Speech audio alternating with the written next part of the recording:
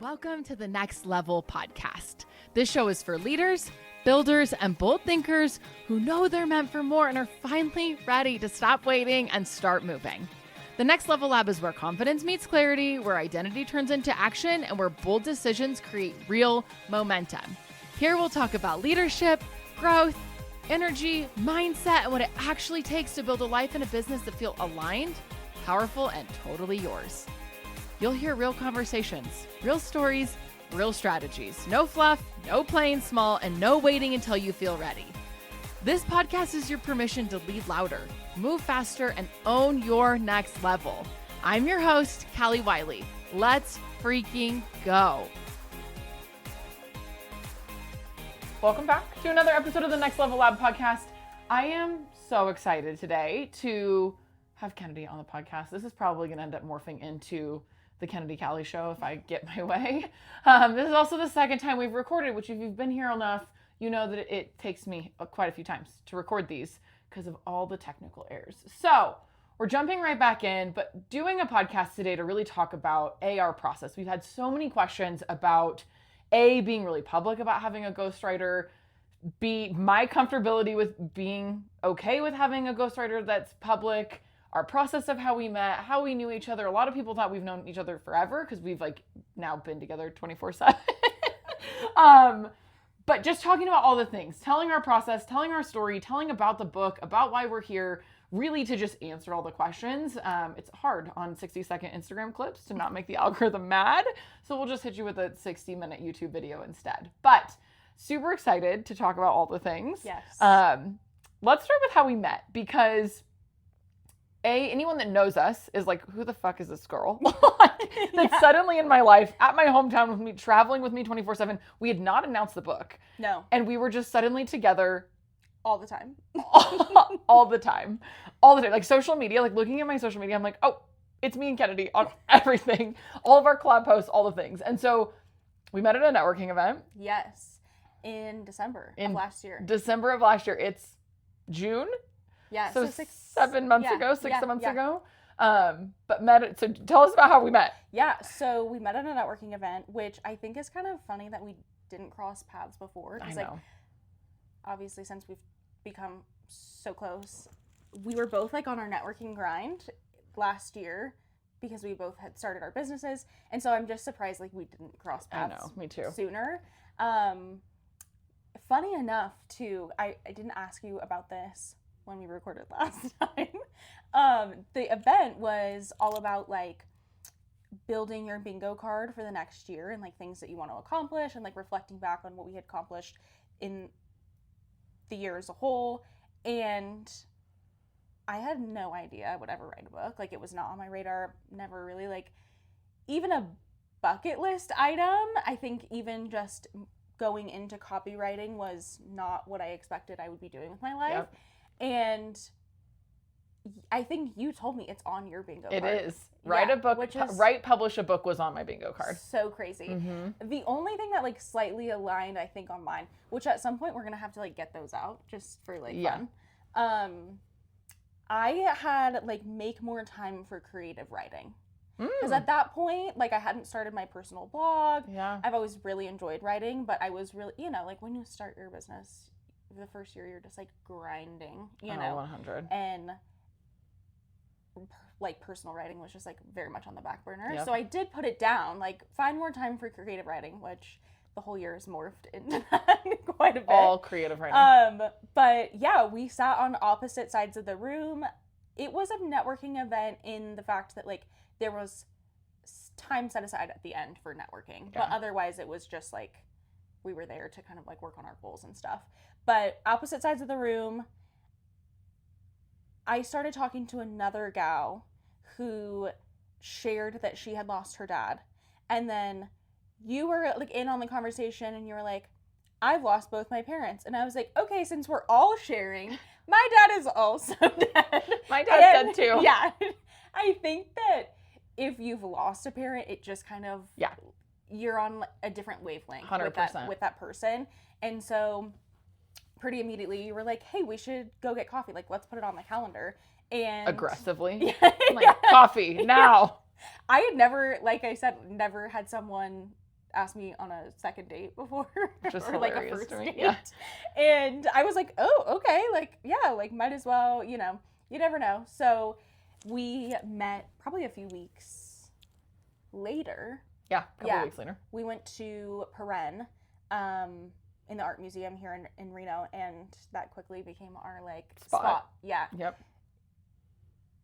In fact, the girl that we would always have at the register, I feel like she knows our deepest, darkest secrets. Oh, absolutely. Well, we went there too because like no one else goes there. It's very and quiet. Like we hadn't announced anything, and so it was like as the book started to progress, it was like where can we go that people don't know us? Because like my local spot, people would have figured it out really quickly. Yeah. Like it's a small spot. Celebrate. It's like in Carson City, very small. Very small. Very small. And the other coffee shops just around Reno are generally like busy and full. Yeah, busy, full, bustling, loud. And so, yeah, that quickly became our spot. But when we met up, we didn't really talk about work that much. I mean, a little bit, because you're, like, trying to make conversation and trying to feel the other person out. But it came up at the very, very end. You were like, it's always been on my bucket list, blah, blah, blah. We were talking about New York City and, like, bonding over how we both love it so much. I got to spend a few weeks there last year. You had just come back. I've literally been back, like, the day before the networking event. So, like, 2 weeks before. Yeah. Yeah. And you were like, I'm obsessed with this idea of floor 43. Like, kind of as a metaphor, right? Like, the 43rd floor, like, penthouse kind of a thing. And I knew I liked you because my favorite number is 42. And so I was like, we're aligned. Plus, I'm just, like, a woo-woo kind of girl. So I'm always looking for a sign. And yeah, you had said that we were just bonding over it. And then, you know, we just kind of started playing with, and I'm like, what if the whole book was based around like that metaphor? And, you know, it was funny because you were like, is that something you do? And I was like, no, but it could be. That's me. I'm like famous for that though. Yeah, like, yeah. And a lot of my clients, like some of the client work I do, like people are like, do you do this? I'm like, no, but I could. Yeah. like, but actually I think I should be. But I could be. Yeah. And we just kind of left it at that, but we really hit it off. I think by the time I got home, you texted me or I texted you like, hey, let's go grab a cocktail. Yeah. Like, let's go to happy hour. And it kind of just took off from there.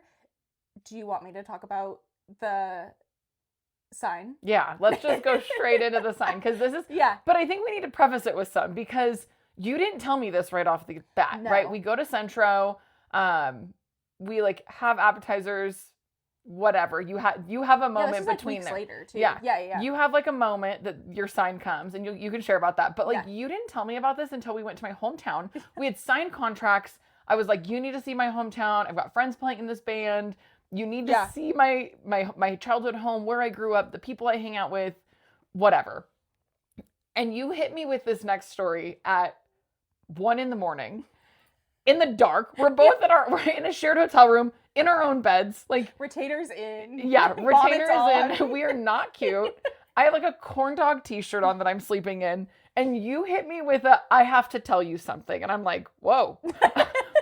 I need to know what you're gonna tell me because like, you waited till it's dark. We're in this hotel room. We're like alone. I need to tell you something, which is never usually good, but it's really funny. Yeah. So tell us about the sign that you had before we went to cocktail hour. Yes. Okay. So I'm very, like I said, I'm very woo-woo. And I was reading a book from a girl who I met on TikTok. Isn't that just like how it goes? Yeah. And we love meeting friends on social media right here. Literally. Shout out to Roman from TikTok. She put out a book last year at the end of the year and has like a little bit of a cult following. She's on kind of her own spiritual journey. And so actually in this part of the book, she's talking about how she asked for a sign if she should write the book. And it was crazy. Like the sign just kept doubling down, and so she talks all about it. And then she talked about, you know, if you were to ask for a sign for yourself, kind of a little bit of maybe like the process. And so it's late, I'm in bed, and I'm like, I just can't get the like whole writing a book thing out of my brain. And so I was like, I'm gonna ask for a sign, like if I should pursue this. So I wanted to give it a time frame, which is kind of what she recommended. I was leaving to go to Dallas in a few days, and I also needed it to be like hyper specific.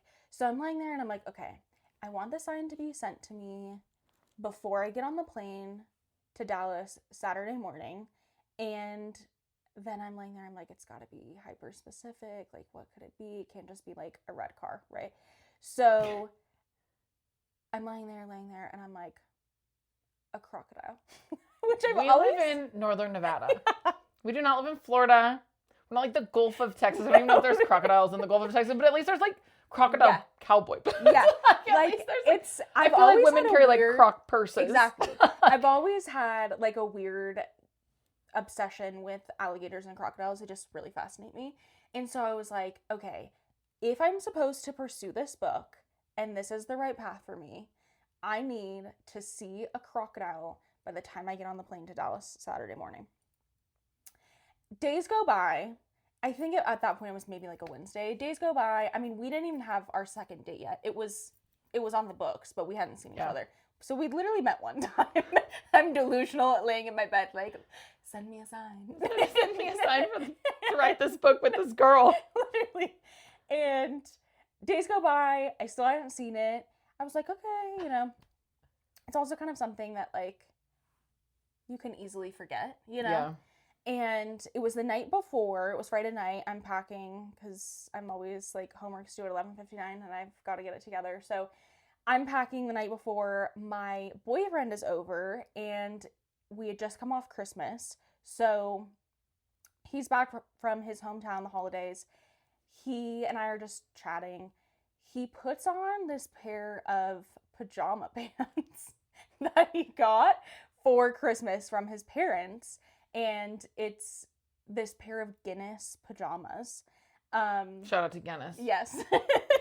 Shout out to Guinness for making this all happen. Yeah, literally. Well, more like Abercrombie, which is where they were from. But he puts them on. I'm still chatting.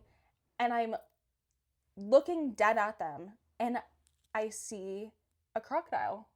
It was just kind of all of these different like Guinness kind of posters. But one of them had this crocodile on it with, I think, like a Guinness on top of his nose. I don't know. Snout. Snout. That's what I was thinking too. Gator snout. Yeah. And it like made my heart stop. And all I could do was laugh. Like I was like, there's no way. And so pretty immediately Brayden is like, what's wrong with you? What's going on? And so I have to tell him how I'm like woo-woo crystal girl and how I asked for a sign to write a book. And I was floored. I took it like for what it was. I felt so held in that moment. I was like, okay, this is the right path. And like, I'm just going to take the leap of faith. So when we got together at Centro for drinks, I didn't like lead with it. I was playing it cool. Yeah. And you didn't tell me about the sign until Reading. Yeah, for a long months time. later. And I was just like, hey, so I don't know about you, but the book has really still kind of been on my mind. Is that something you were serious about? What would that look like? And you were really receptive to it. You were like, no, I've also been thinking about 24/7. And I was like, so, this is big. We can do this. Did you think about it? Like, yeah. After we had met? I mean, I had thought about a book has been on my list for like 15 years, but I have severe ADHD. I don't write well. Like, you even edit. You're like, girl, no, you can't post that. Like, don't tag me in it if you're going to post that caption. Writing is hard for me. I'm a storyteller. I'm a speaker. I'm a storyteller. Yeah. It's hard for me to take, and like, we've talked about this. Like, speaking is so different than writing a story. Reading. Yeah, it's for reading. Different... And I can speak all day. I can speak all day, and I can speak well all day. I can't write. And so it's been on my list for years, but I never knew how I was going to do this thing. Yeah. And I'd known about ghostwriters, but in publishing world, when you work with a ghostwriter, they partner you with people. And like, there's just ghostwriters out there, and like, it's weirdly personal. Like, you know more than anyone ever now. Like, you know, at this point, NDA, locked in, you know all of my deepest, darkest secrets. Yeah. You're literally writing in my voice. And so finding the right thing to make that happen almost seemed impossible to me. Like, I'm just gonna have to find this person. Yeah. Because I'm not gonna like partner with Hank from Oklahoma, like to share my story. And like, there is this level of like intimacy of like, like we have to travel together. We have to do all these things together. Like severe trust. And like know your families and know like it's personal. And so working with just like a random ghostwriter always kind of freaked me out. And so when I met you, I was like, oh, like, and we had like weirdly connected the first time we had coffee on like some just different hot takes that it was like unpopular opinions. Way unpopular opinions. Really comfortable, really fast. I was like, oh, this girl, like, she gets it. Yeah. Same. And like, and some of it like real hot takes that I was like, oh, she understands. I would probably be canceled. Yeah, in our little small town if I said this to anyone else. 100. And instead we were like, oh, this is great. I was like, and I feel the exact same way. 100%. And I knew that like from talking to you, the 2 hours we had coffee, I was like, okay, she started a business because you were just basically like, well, fuck this, I'll just work for myself. And I was like, okay, so she has some delusion. Yeah. And like, I can't work alongside someone that doesn't have a little delusion. Totally. And like, knowing, like now we'll kind of go where the book has gone now. But like, I knew that if I was going to launch a book, it had to be with someone a little delusional. Because I'm not going to do your standard, like, here's my book at a bookstore and I'm reading it out. Like, I knew it had to be different. I'm not doing a read aloud, which I learned later that's like what you do on book tour. Insane. And we're not, because I can't, but you clicked for me. It was this moment of like, okay, like she's my person and could write for me. Yeah. And so I had thought about it constantly, but I was like, also same thing. It's like, was she serious or was she just like blowing a little smoke? Because I met her for 45 minutes. Like, did she just say what I wanted to hear? Like, and is she going to be all in? I actually don't know her, but we vibed. Yeah. And like, is she going to take, like, if I hit her with this book, like, will she also be into like this whole, because I go way over deep end stuff. And so, it was like this weird moment that I was like, well, I hope she's in. I was so relieved when you were so receptive to it. And it was pretty much like go time after that.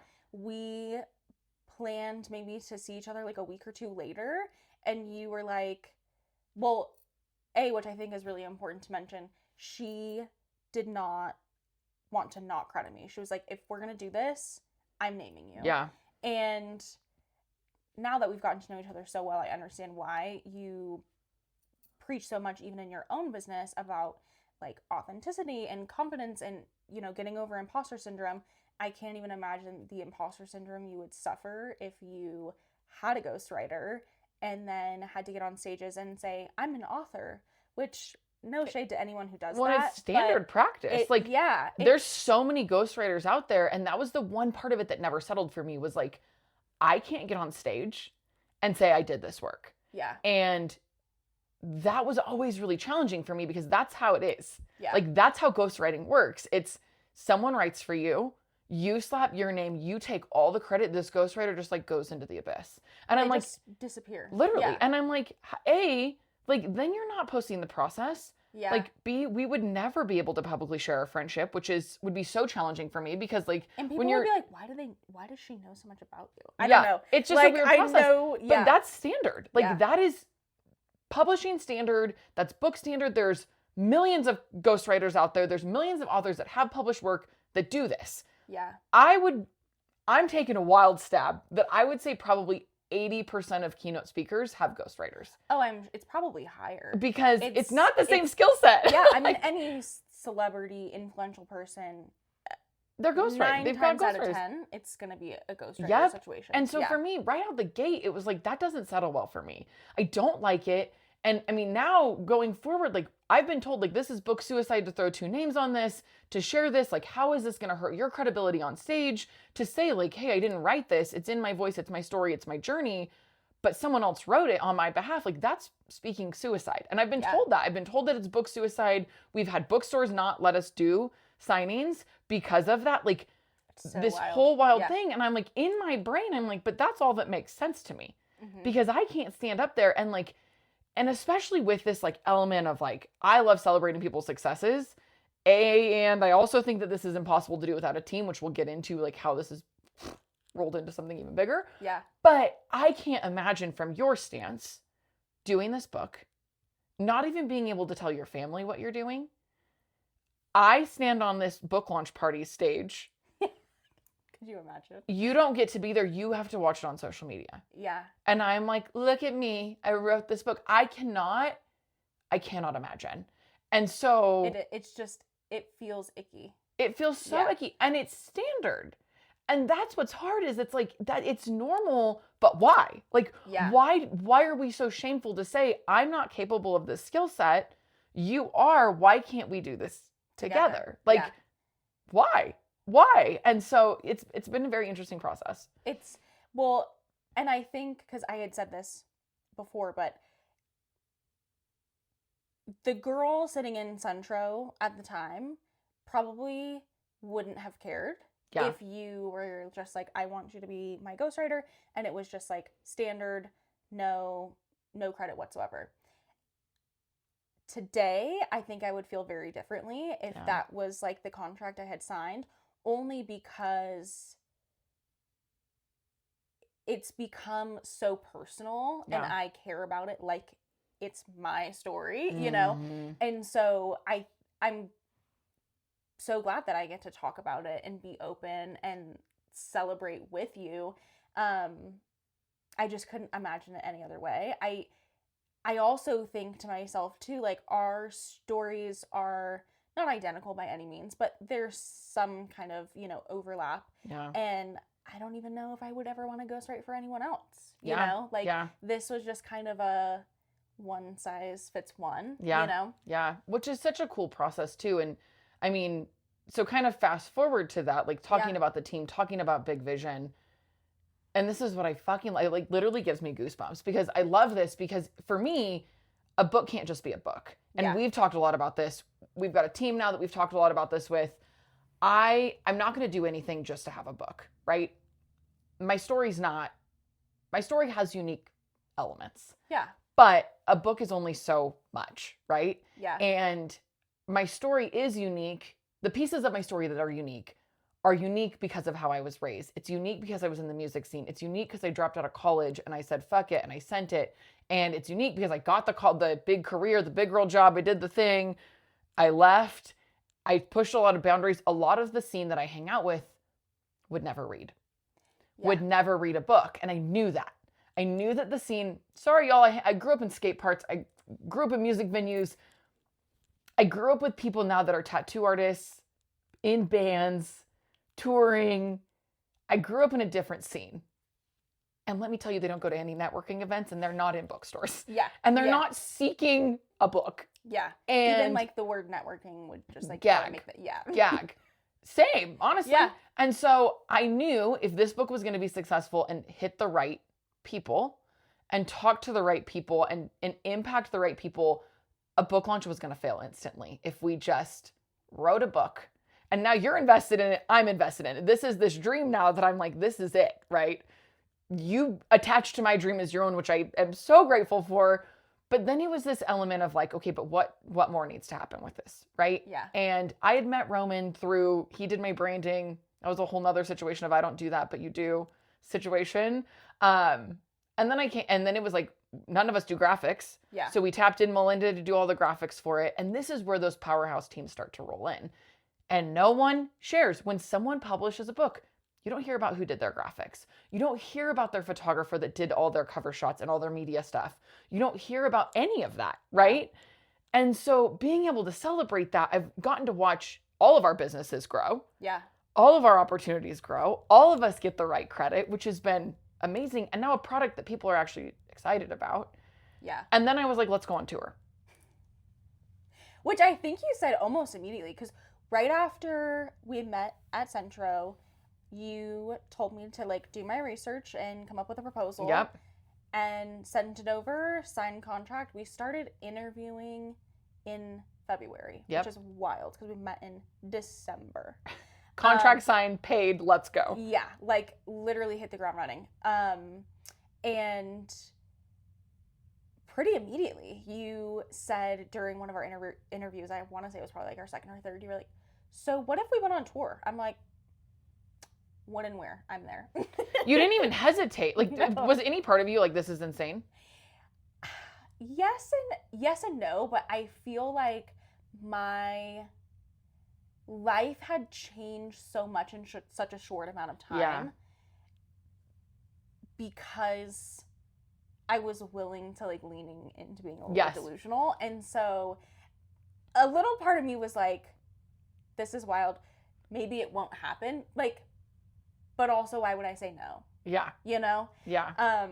And then you got to know me and I was like, and our flights are booked, let's roll. No, literally.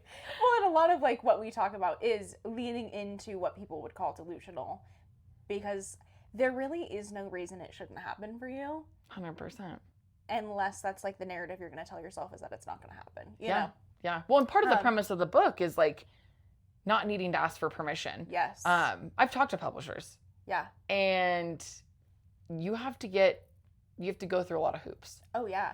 And just things. Even the fact that we're doing it in such a short amount of time. Yeah, it's like wild. A 3-year turnaround normally. Yeah. And I was like, nope, like this has to come out this year. Like we have to go this year. And so we've been on a crazy timeline, but having a team you're crediting, working with a team makes things go so fast. So much faster. You can be writing. Everybody's thriving in their corner. And so and working simultaneously. Yeah. Yep. Yeah. And so it's like usually someone is writing, marketing, selling, lying about taking the credit. They're doing all the things, right? But for us, it's like you're writing. I've been on our whole marketing journey out here and booking a tour and doing all these things. Roman's got his piece. Melinda's pushing out covers and doing all sorts of crazy marketing stuff in the back end. And so it's happening so fast, but all simultaneously. Yeah. Like I've had people, they're like, oh, the book must be done. The cover's out. And I was like, oh no, we just have a different team doing graphics. So like. Yeah, but everything's on schedule. Yeah. I oddly don't feel stressed about it either, which is shocking because I'm usually someone who tends to overthink and like I feel weirdly good about everything. Yeah.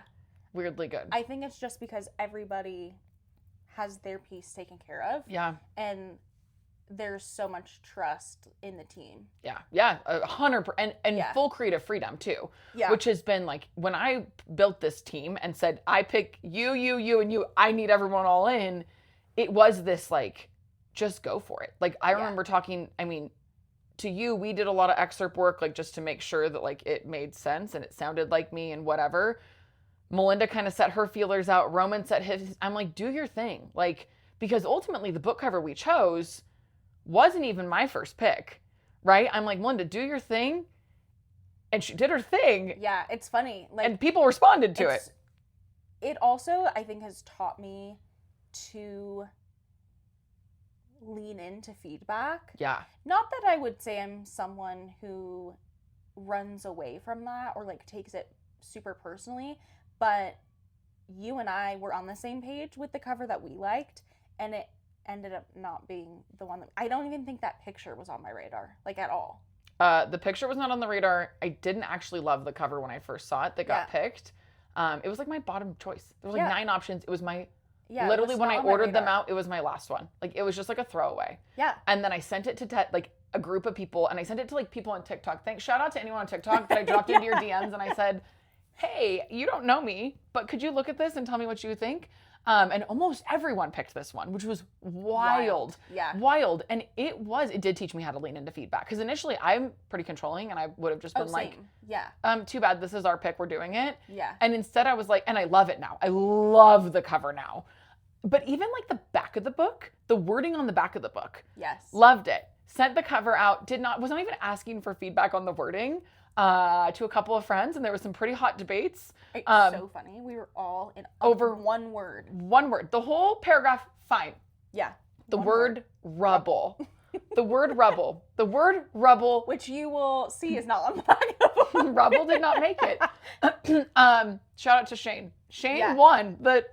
We got multiple words that came in. Yeah, and just Shane like won with the word wake. Debated it. Yeah. Aftermath felt like too stereotypical. Yep. Rebel was voted like too apocalyptic and but so and like people gave us, it was the only word that people grabbed. Yeah. Out of the whole feedback.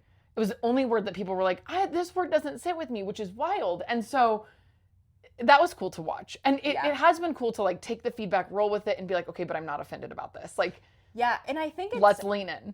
To what you said, usually controlling. I'm a very I get my feelings hurt sometimes Yeah, almost. Like, I'm like, yeah, I'm a type A, like, I need to be the one running the show kind of thing. And this is probably the first time in my life I've ever, like, taken my finger off the pulse, which I'm proud of myself for. Yeah, because it's like, you no, you don't have to take it personally. And I think to some degree, too, like, I just kind of lean back and I'm like, it's not my book. You know, like, it is my book, but I'm like, it's Callie's story. And so, like, I'm happy to change anything. It doesn't mean I'm a bad writer or that I did it wrong, right? It just means maybe it doesn't resonate. Well, and even the cover, I mean, that was a big, I mean, we sat on that for weeks and, like, sent it to so many people. And like I said, now looking back, I'm so glad that I listened to people. And I'm so glad that we didn't pick the cover because everyone said it looked like National Geographic. Which I didn't see it at all. I was like, I was getting like, old Polaroid. 90s Polaroid. Ugh. But now having the cover and like having, I mean, I can see them right now, huge prints of them. Yeah. It fits. Yeah. And it's perfect. And I'm glad that I listened. Yeah. Well, and even to your point with listening to people's feedback, and I'm glad you trusted me on this, the original book premise and the original what the book was supposed to be has changed completely. Was that 443 metaphor, and I don't want to say self-helpy, but like a little. It was a coaching asset. Yeah, like a little. It was literally a coaching asset. Self-helpy, like business-oriented, which there's still some of those anecdotes, but it's not like the whole premise of the book by any means. Yeah. And that came super naturally in the process too. Funny enough, I feel like the questions that I had prepared for the interview process that were based on the Floor 43 like outline still really aligned with the way we ended up taking it. Yeah. I mean, I've definitely had more questions come up along the way, and like I think our last meeting was not, I don't want to use the word triage because that's not really right, but our last meeting was just kind of tying up any of those loose ends. For sure. But it wasn't until I started writing in your voice ahead of time during the interview process. I just did like 2 or 3 scenes because I wanted to make sure before, not that the contract wasn't already chapters in. Yeah, not that the contract wasn't already signed, but I was like, I should probably make sure I can like actually write in her voice and that I've got like a good handle on how she sounds. And so I did one, and we've called it like the Indeed like doom scroll or something, and you were like, this is so spot on. And so immediately I felt relieved. I was like, okay, I've got like a good handle on it. And then later, I think it was probably like our 3rd or 4th interview, you told me about this arcade in Seaside, Oregon, and playing this game called Fascination, which is like skee ball meets bingo meets like super which we're going energy. To play on tour. Yes, like it's very like chaotic, but it's nostalgic to you. And her and her dad played it growing up, and so you told the story really well that it stuck with me. And I was just messing around, write this whole scene, fully crying, by the way, which I wouldn't say that I'm like a super emotional person. I never was until this process. Yeah. And now I cry every 15 minutes. Yeah. Same. And it just resonated so hard with me. I could just see you there playing it with him as a kid, and then I could see you there playing it essentially like by yourself and like feeling your dad. And you were like immediately on board. You're like, I love this. This is so good, blah, blah, blah. And so I kind of came to you and was like, hey, I don't really know if this whole Floor 43 thing is what we should be doing, or if we should really like lean into your story and then your teachings. And that scene is really kind of what changed the trajectory. It's also what the name of the book is. Yeah. Which I knew that would probably come out naturally. I wasn't super stressed about title, but I knew like probably through the process we would find it and find what felt right. But my point to you in that was, with AI being so prevalent and with so many people like even just ditching a ghostwriter altogether and just, using AI to write their whole book for them, which I'm not an AI hater. I'm just going to put that out there. Yeah. Let AI me, has a time let and a me, place. Yeah, let me Yeah. some Claude. But your story, your personal lived experience, your little anecdotes cannot be replicated. And so leaning into a memoir versus a self-help book that AI could like pull out of thin air, right? 100%. And so we decided to go memoir, which was not the plan. No. But it felt right, like pretty immediately. And in some ways, I kind of think that's the direction we were going with this self-help-esque book. Just because a lot of the interview questions still aligned to a degree. Yeah. But the process has just been so crazy to watch unfold because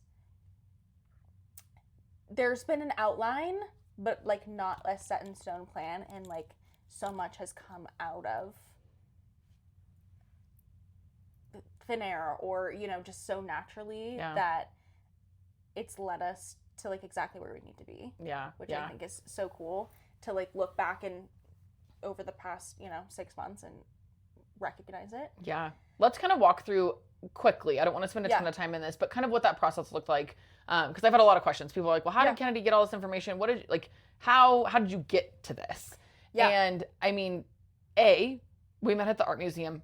What felt like weekly times. Yeah, I feel like we were there at least once a week for like 10 hours. Yeah. Like I remember that we had blocked out like 3 hours the first time, and we were like, okay, we're gonna need more time than that. Yeah. So many tears. Yeah. So many tears. We recorded everything through audio recording so that you could go back to it.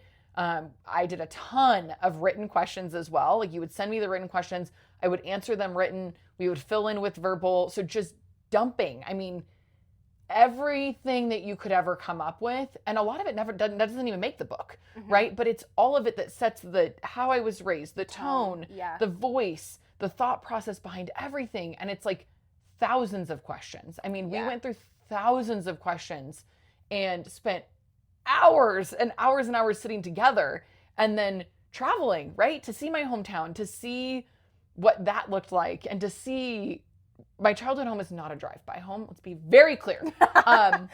Yeah. I grew up down a dirt road. Quickly learned in chapter 1. Yeah. I grew up down a dirt road, double wide trailer. I sold my parents' house 4 years ago when they died. It's not a drive-by home.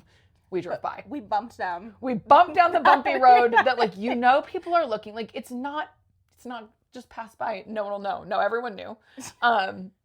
Everyone knew. But to see that, right? To see where I rode my bike and was reckless down the driveway and just wild, right? Doing your door-to-door sales. My door-to-door sales in that neighborhood started as an entrepreneur very young. But there was so much of that element. It was like, and that was a pretty last-minute trip. Like I have friends that play in a band that I was like, I'm going to go see them play. This was on like Wednesday. I was like, you want to go? It's Thursday or Friday. Like, you down? Again, like leaning into that, yes. Also, I'm a very visual person, and so I was like, this will be really good for me. And Lulu's Diner. Yes, that was one of the highlights. I was so excited because you brought up Lulu's, well, first in the questions for our first interview, but then you talked about it. And like we pulled it up on Google, but it's still not the same as like sitting there and like smelling eating the breakfast. grease. Yeah. Yep. But that was one of the highlights for me. I was so excited. Her dad went to this diner. He called it going to work when he was retired every day. Sat in the same spot. He went every day his whole life. Like he was there forever. And it was so good to see it, to meet all the girls in the diner. We went with your parents' friends. Who are in the book. Yeah, who are in the book. It was so good to put a name or a face to the name and just hear them like talk about your parents too, you know? Yeah. That was really special. It's probably the closest thing I could get to meeting them, besides you, obviously. Yeah.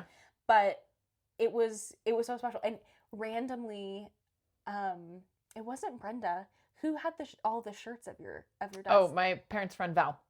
Yeah, she had all of these old shirts of Daryl's, and I even own one now, which is awesome. Yeah. Seeing the house, seeing the playhouse that your dad built, the high school, right? Like all the little the Sundial Bridge. Yeah. The places I got coffee, it's where I hung out. It put me there, which I think was so important for the early childhood scenes. Another element to this book too has been photos. Yes. You had thousands of my childhood photos, which I was so nervous holding on to. I told her the other day, I just gave them back, and I was like, I was just hoping I didn't have a house fire for the past 6 months and you lost all of your childhood photos. But yeah, just being able to like really put myself there. Yeah. And I'm hyper nostalgic, so I felt like I would be okay writing about your childhood, but I was a little nervous.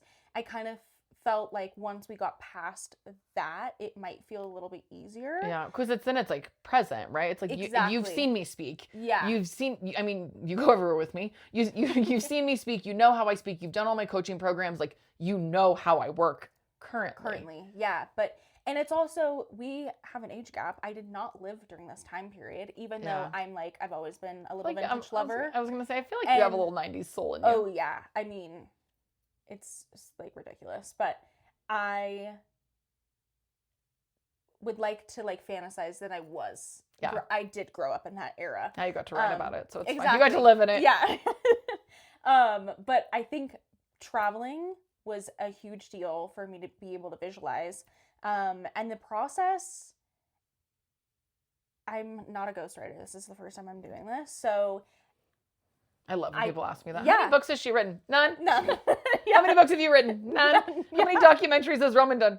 0. None. Yeah. How many of these have Melinda done? None. Yeah. It's kind of, but you know, like my boyfriend's mom said the same thing. She was like, well, like it has to be your first. You can't be someone who writes books unless you know, there's always going to be a first. So, my process, I just kind of like took it at face value, and I was like, okay, well, I need to get information from her, so I'm going to record every interview we do. But I also think it was good to have you write out answers as well. That's kind of how we worked. Was I would give her homework, she would answer these questions, I would go through, analyze her answers, find any gaps. Naturally, I was going to have follow-up questions from her answers.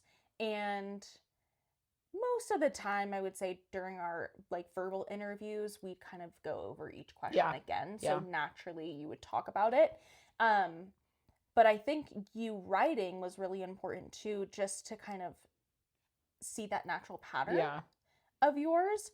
I feel like you got a lot of my sarcasm in my writing too. Yes. Yeah. Like, I wrote very much like I speak, which I was just hopeful blunt. That would help with the voice. Yeah, very blunt. I speak very, very blunt. It's one of my red flags. Stop. But yeah, I think in copywriting, what I've always considered my niche is brand voice. And I'm really passionate about helping brands find their voice and make it consistent so that customers can recognize it and return to it. I had told you this in an interview that we did in the very beginning, but when I was young, I participated in what's called Chautauqua. And a Chautauqua is basically a historical impersonation. So I think I started at age 12. Yeah, I was like 12, 13, 14. I did it for 3 years. I absolutely loved it. It was a very niche hobby, but and it was a youth program. So we were. I was in college when you were doing this. Yeah. I was dropping out of college when you were doing this. Literally. It's so crazy. I was past dropping out of college when you did this. Carry on.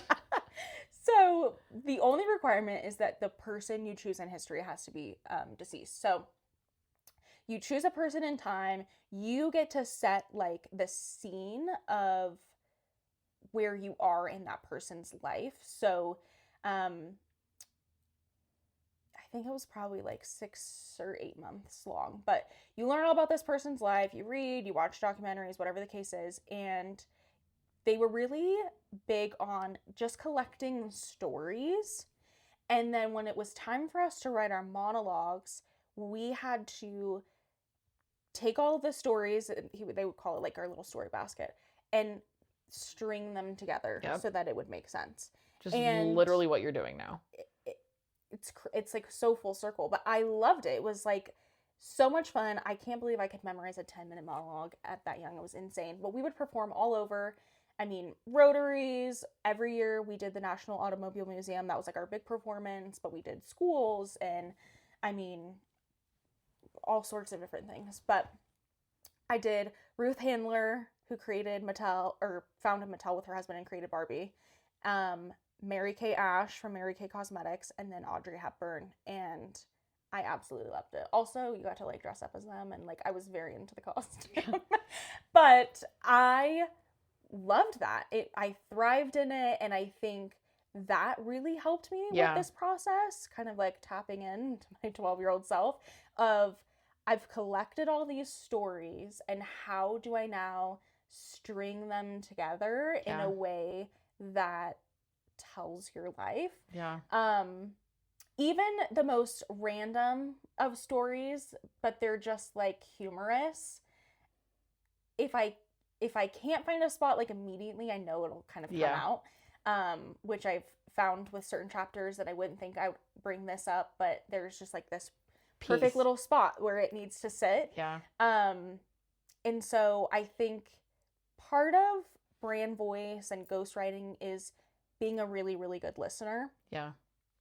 But I also think it's like part psychic. Oh, 100. You are definitely part psychic. We've gone through a lot of therapy through this. And I'm like, oh, maybe this is why I am the way that I am. Yeah.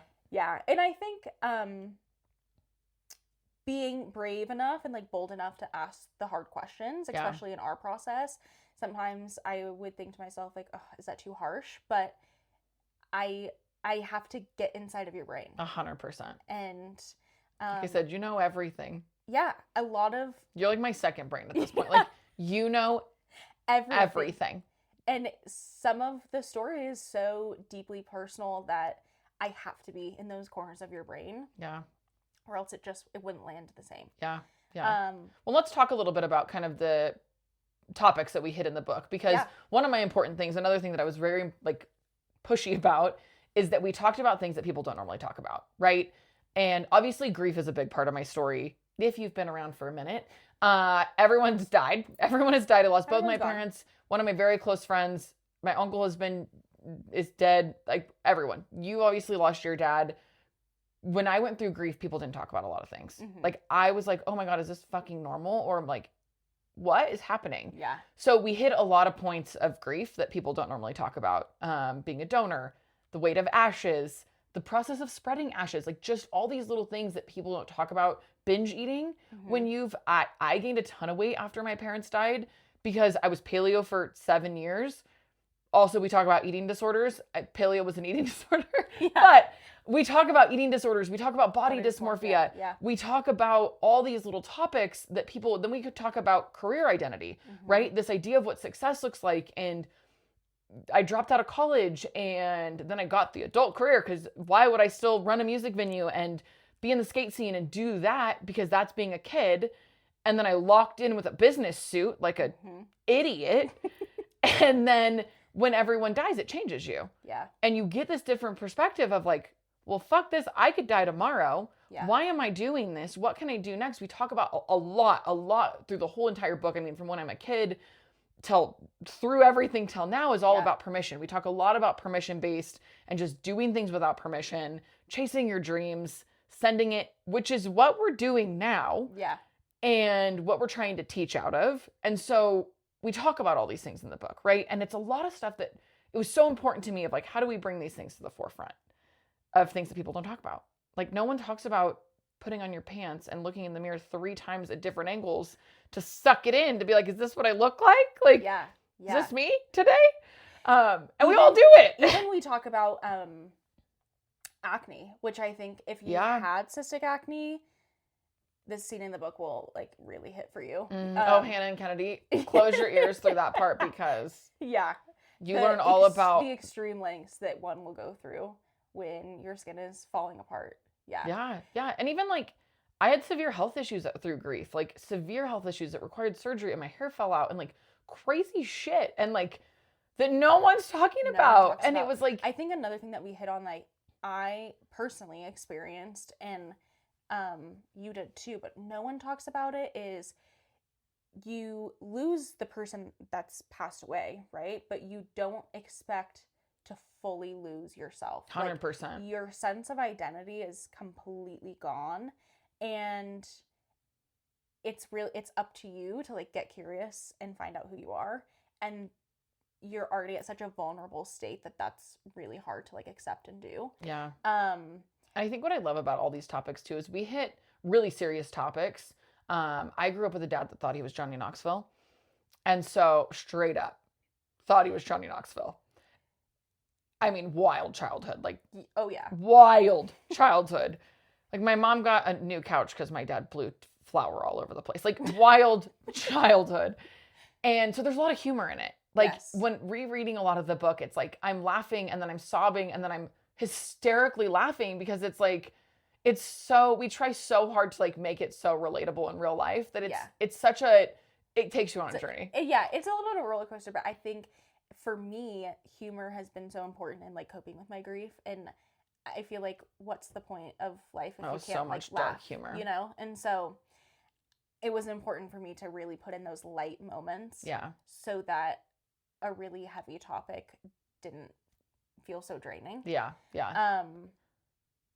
Yeah. It's been really, really, really rewarding. I think a lot of the interview process was very cathartic for me too, in like processing my own grief. I think we've become sisters, right? 100%. I mean, well, and even the relation of grief with each other that like I've never shared with anyone else. Same. And I was able to. You are my paid therapist. I'd say unpaid, but like I did pay you. I did pay you. It's like things that I wasn't even maybe willing to admit out loud to myself. I'd be like, well, did you experience this? Yeah. And you're like, yeah, I did. And, you know, so I think we've kind of even around like weight, acne. I mean, some of our things that we've both struggled with really, really relate. Really relate. Let's talk about tour because we're going on tour. We keep adding dates. So we're gone October, November, and December. Yeah. I think we're up to 13, 14 cities, which is nuts. Wild. Yeah. Nuts. Multiple cities across we hit West Coast, East Coast, the South. We're all over the place. But kind of, we talked a little bit about this at the beginning, but tour was really important to me because I really feel like if we were going to do this, I wanted to hit people that wouldn't normally read. Mm-hmm. It's funny, people ask me what the target market is, and I say first-time book buyers because 100%. I want people that don't traditionally read to read this or to be engaged with this. We'll have an audiobook too. Yeah. Because I think it's so important around the fact that you don't have to have it all figured out. You don't have to go the traditional path. You can quit college. You can do whatever the fuck you want. You can launch any business. You can be a fucking professional skateboarder. I don't care. None of these people are coming into bookstores though. So we decided to go on tour. I've never been on book tour. I don't go to book readings. I don't even read barely. So it was like, I don't even know what we're doing, which side note, super cool part of this process is that none of us do know what we're doing. So we've made it all up along the way. All the rules. I mean, even down to like, how do we put my name with your name? Because nobody credits their ghostwriters. Yeah. So how do we do this? Eventually I was just like, honestly, we can just do it however we want because no one's done it before. Like we get to pave the path. It's fine. There's no rule. And which is very freeing. 100%. Yeah. I mean, every little piece of it was like, well, who cares what other people do? We're not doing anything normal, so we'll just do whatever we want. And so tour was one of those things that it was like, I started looking and I was calling bookstores left and right because I was like, book tour bookstores, right? Yeah. And the way that they were like, what? There's no reading? What? There's no this? There's no that? And I was like, no, like, we're trying to make impact. We want to have conversations with people. And then it dawned on me. I had a conversation with someone in Portland and he was like, girl, like, you're not going to bookstores. And it started that churned with me a little bit because it was like, we've done nothing traditionally, so why would we follow that traditional path? And the people I want to talk to probably aren't hanging out. Also, at Barnes and Noble. Get kicked out of a bookstore. We're loud, we're crazy.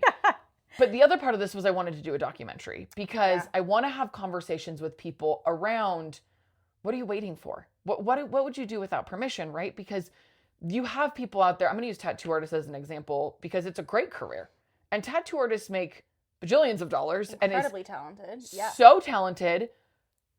But if 16-year-old you is in high school and you're like, I want to be a tattoo artist. People look down. People look down on you, which is bullshit. Wild. Yeah. And completely wild phenomenal career. Yeah. So stable and incredible talent. And so it's like, how do we start talking to people in spaces?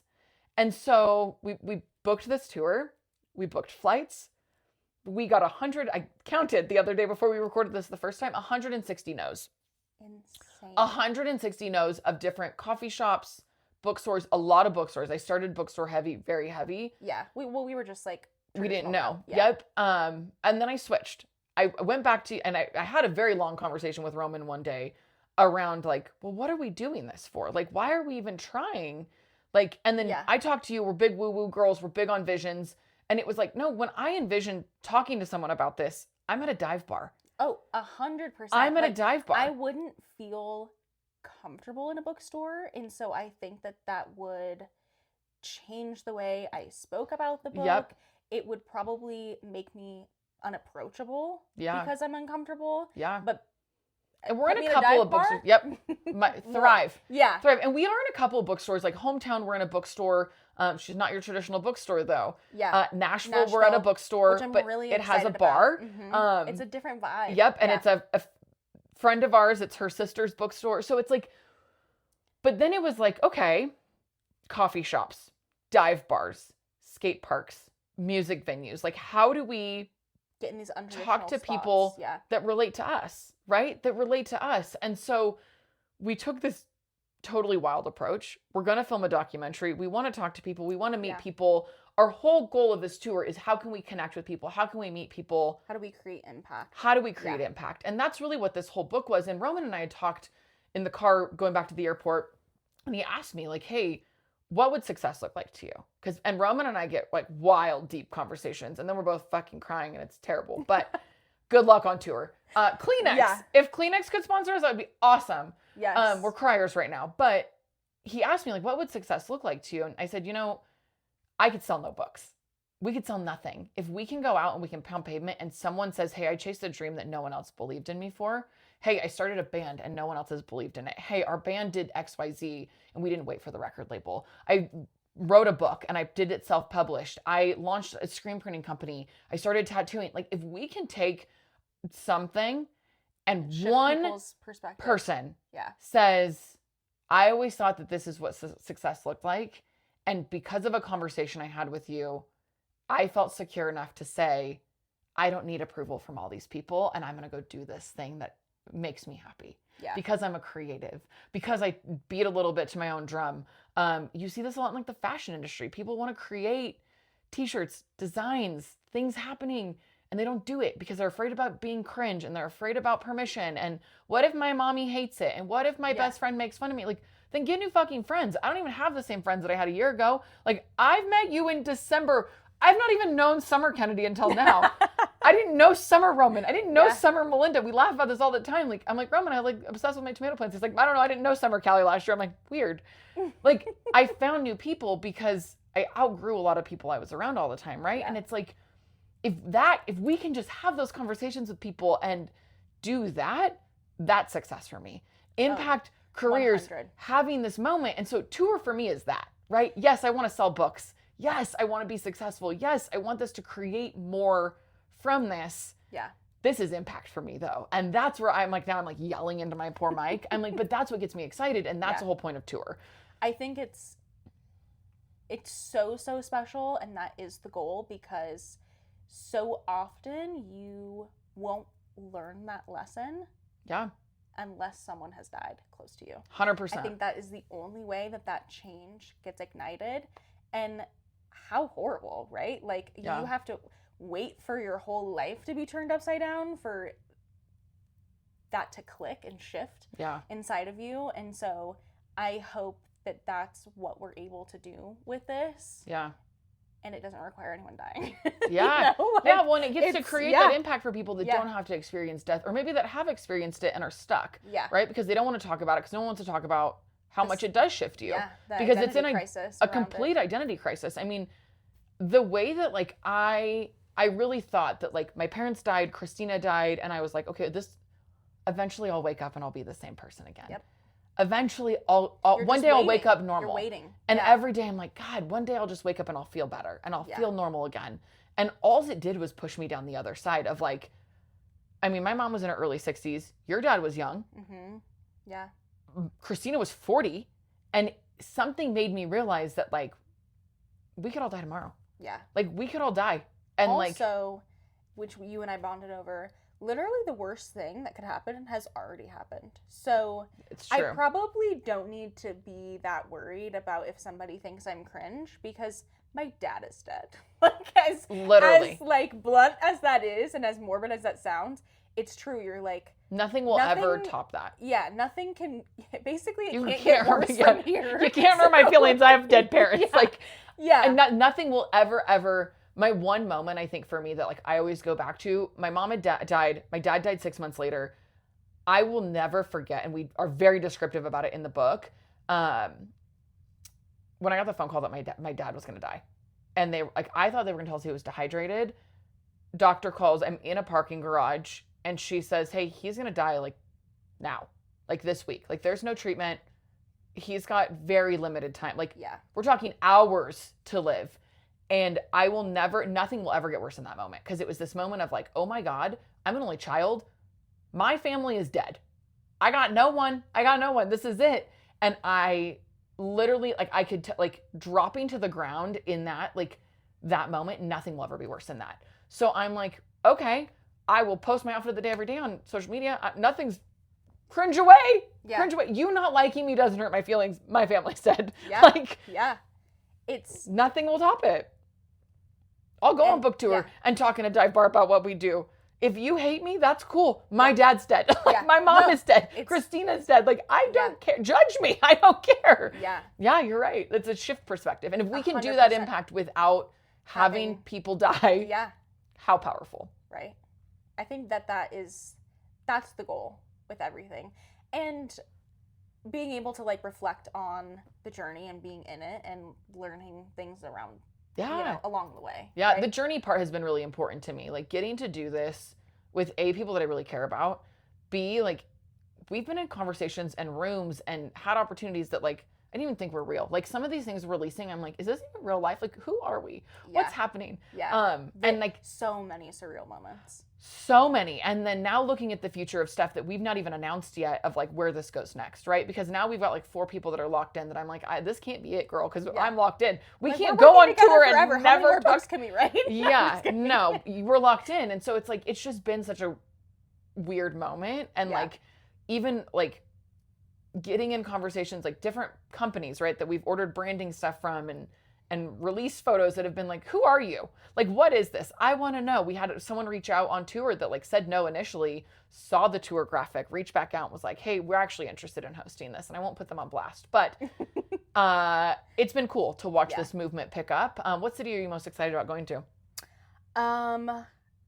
Hard question on the spot. Probably Nashville. Yeah. Just because they went earlier this year and it was so much fun. And it's right around when my dad would have turned 60. It's not quite his birthday, but like a few days after. And he was a big Jason Aldean fan. So I'm excited to go back to Jason Aldean's and celebrate like pour one out for him. Yeah. I love that. I love that. I know Nashville I'm really excited about. I'm really excited for New Orleans. I've never been. I've never been either. And I'm really excited for New Orleans. Cincinnati holds a weird spot in my heart too. So I'm really excited for Cincinnati. I'm also never been to Asheville. Shamelessly excited for Fascination. Oh, playing the actual game. Yeah. I mean, our West Coast tour is special because we're hitting my hometown. Yeah. Bend, Oregon is a very special place that gets named in the book. Portland is a home away from home for me. Yeah. And then we are coming down the coast just for fun. And so, I don't know. There's so many cities. We picked cities that we were all excited about, I think. Yeah. I'm a little sad that we're not going to the Northeast. So am I. I'm a little sad, but we're delusional enough it could be added on. So 100%.